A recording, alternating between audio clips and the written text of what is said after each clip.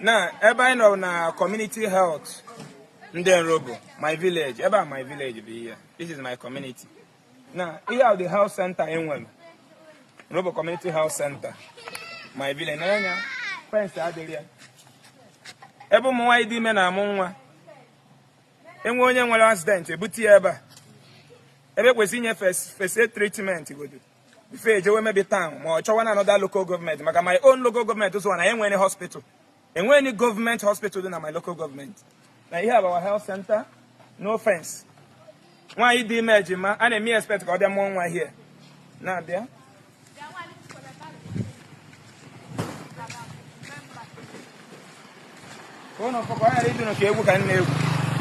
Here the community when they represent here na federal.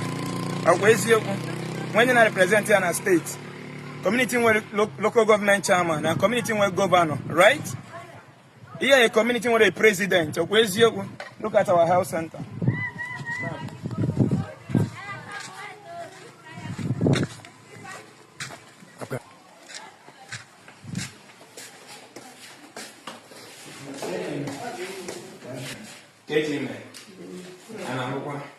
Now,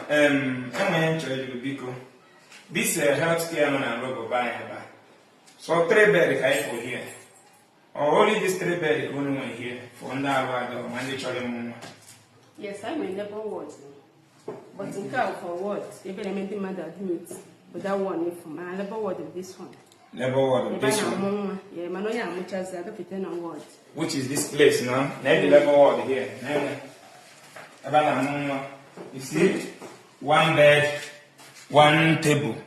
If you are, the table I know at home in Achen. Here I serve as a delivery couch, right? Delivery couch. Try here no one I serve. Now table I know a carpenter just a lot of coir, zinc. Here to go. Now, nail for bed. Bed in a Robo Health Center the 4. We food in a delivery room. Na 3 then award. Onye mo chama ikuria ba na award. Local government chairman wunye gagamu one here.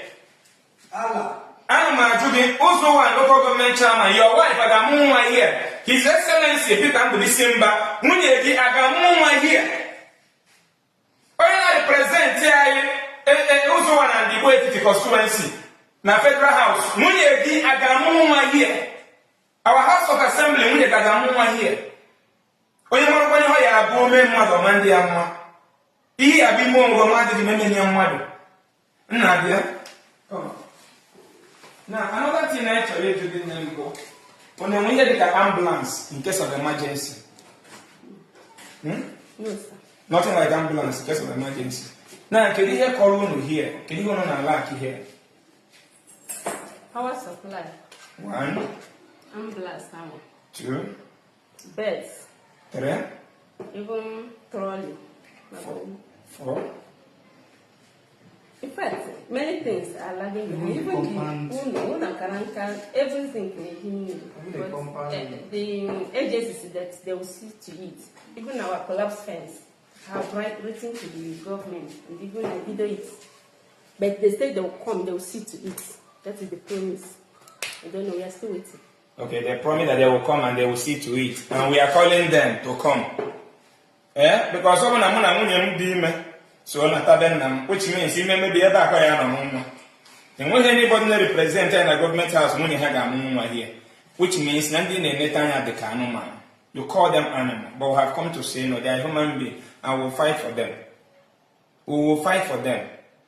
And when another place it was EGM war, it was ETA bed, or born able to bed apart from this place. No, there were 2 other rooms for the staffs. 2 other rooms.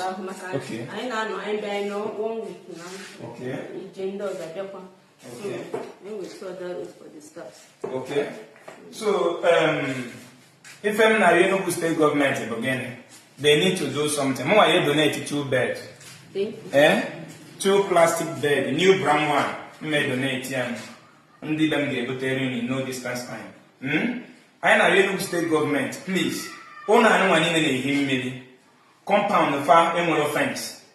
Ambulance in case of emergency. Ward had the house 3 beds came whenever no food ever na mumma. When oxygen. No. Now there is no oxygen here in a health center, there's no oxygen. Now, how do you want to save life? When you go to Peter and Bana, you may be not be an over, ever acquire. When you local government chairman, you may be not be an over, never an. When you House of Rep and the President na federal, you may never an woman was over. Mobile de Rosa. Local government chairman, you may never got a woman. Why are we being treated like this? So thank you very much. Let's end the video.